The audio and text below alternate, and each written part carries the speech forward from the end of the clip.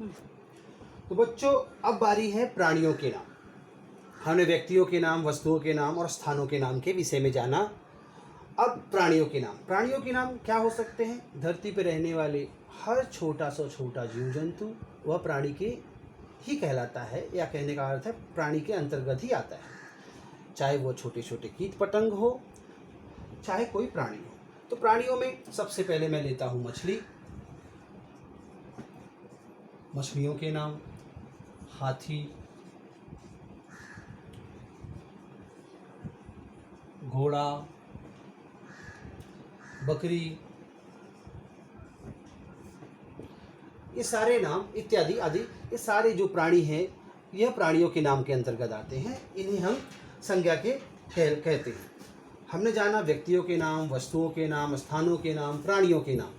अब जिस प्रकार परिभाषा में बताया गया था, किसी व्यक्ति, वस्तु, स्थान, प्राणी या उनके गुण, दोष या दशा अवस्था के विषय में के नाम के विषय में बताने वाले शब्द को संज्ञा कहते हैं। तो हमने व्यक्तियों के नाम, वस्तुओं के नाम, स्थानों के नाम और प्राणियों के नाम के विषय में जानकारी प्राप्त की। अब हम उनके गुणों के विषय में जानेंगे जो कि संज्ञा कहलाते हैं। जैसे व्यक्ति में कौन से गुण होते हैं? होशियारी,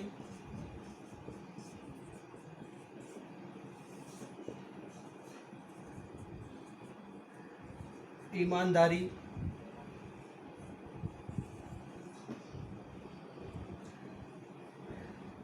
बेईमानी,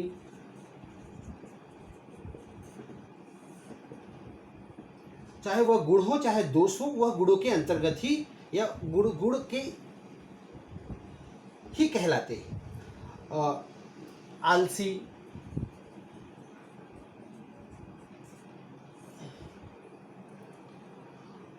दया, क्रोध,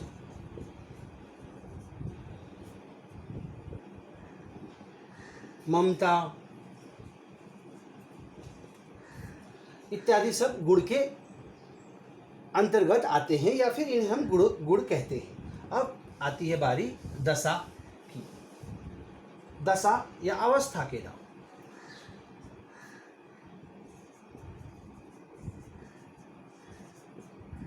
दशा कौन सी दशा हो सकती है मनुष्य की? गरीबी,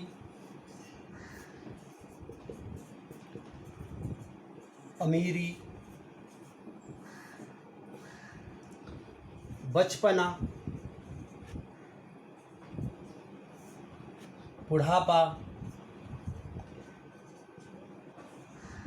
तो आपने देखा व्यक्तियों के नाम, वस्तुओं के नाम, स्थानों के नाम, प्राणियों के नाम, गुणों के नाम, दशा व अवस्थाओं के नाम, ये सारे नामों को संज्ञा के नामों के विषय के नामों को संज्ञा कहा गया। तो आपने जाना कि संज्ञा क्या होती है, उसकी परिभाषा क्या होती है, और उसके परिभाषा के अंदर आने वाले एक एक शब्दों को भी हमने जाना कि व्यक्तियों के नाम क्या हो सकते हैं: राम, रमेश, राजेश, सीता इत्यादि। फिर हमने वस्तुओं के नामों के विषय में जाना: कलम, पंखा, कुर्सी, मेज। स्थानों के नामों के विषय में जाना: मुंबई, दिल्ली, बंगाल। प्राणियों के नामों के विषय में जाना: मछली, हाथी, घोड़ा, बकरी। गुणों के नामों के विषय में जाना: होशियारी, ईमानदारी, बेईमानी, आलसी, दया, क्रोध, ममता। और आखिरी दशा व अवस्था के नाम के विषय में जाना। तो कहने का अर्थ है संज्ञा वह शब्द होते हैं जिससे हमें किसी व्यक्ति, वस्तु, स्थान, प्राणी या उनके गुणों, दशाओं, अवस्थाओं या भाव के विषय में पता चले। ऐसे शब्द संज्ञा शब्द कहलाते हैं। अब बच्चों बारी है उनके प्रकारों को विषय में जानने की। व्याकरण शास्त्रियों ने ये सारी चीज़ों को समझा, तो उन्होंने संज्ञा को के भेद बना दिए ताकि उन भेदों के आधार पर बच्चे आसानी से समझ सकें और हिंदी विषय में पाई जाने वाली त्रुटियां मतलब गलतियां, कमियों को दूर कर सके और हिंदी भाषा की शुद्धता बनाए रख सके।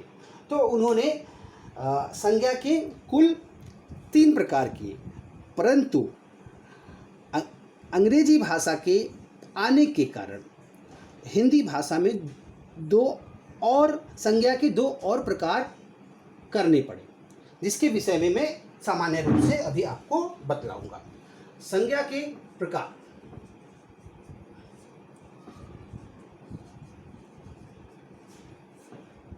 संज्ञा के प्रकार। पहला प्रकार व्यक्तिवाचक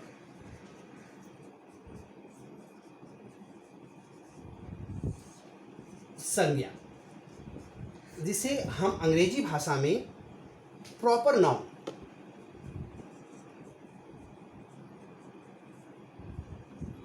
नाउन के नाम से भी जानते हैं। यहाँ एक शब्द है व्यक्ति। व्यक्ति तो आप जानते ही हैं। वाचक। वाचक का अर्थ होता है बताने वाला, मतलब व्यक्ति के विषय में बताने वाला। अब किसी एक व्यक्ति के विषय में बताने वाले शब्द को व्यक्तिवाचक संज्ञा कहलाया गया, और जिसे कि हम प्रॉपर नाउन के नाम से भी जानते हैं। जैसे मैंने उदाहरण में बताया था व्यक्तियों के नाम के में, तो आपने देखा था सचिन, राम, रमेश, सीता, रौनक इत्यादि। अब बारी आती है दूसरे प्रकार, जिसका नाम है जातिवाचक संज्ञा,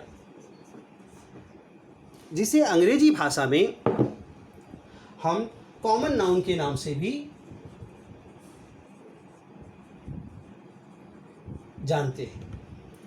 कॉमन नाउन कहने का अर्थ है वह शब्द जिससे हमें संपूर्ण जाति का पता चले। संपूर्ण जाति का कहने का अर्थ है कि सबका पता चले। जैसे मैंने कहा लड़का, तो मैंने किसी एक लड़के को तो नहीं कहा, तो सारे लड़के उसके अंदर आ गए। लड़की, सारी लड़कियां अंदर आ गई।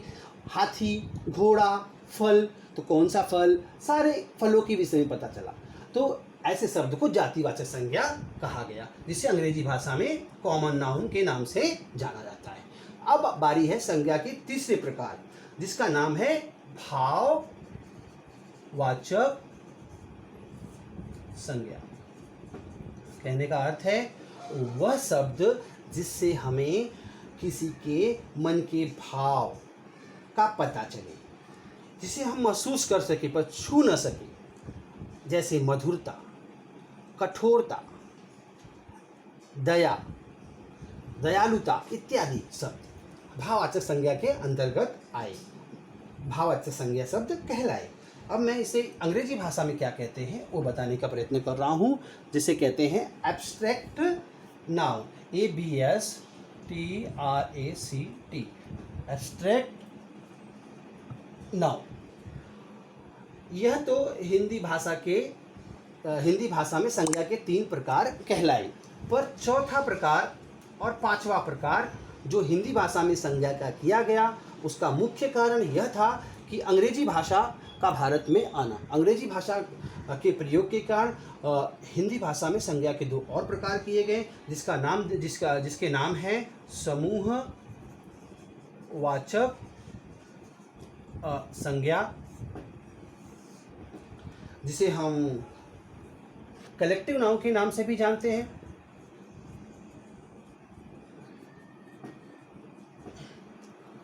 ऐसे शब्द जिससे हमें पूरे ग्रुप का पता चले, जैसे कि भीड़, झुंड, परिवार इत्यादि। ऐसे शब्द जिससे हमें पूरे ग्रुप का पता चले, पूरे समुदाय का पता चले, उस कई की संख्या का पता चले, उसे हम समूहवाचक संज्ञा के अंतर्गत रखते हैं, और जिसे कलेक्टिव नाउन के नाम से भी जाना गया।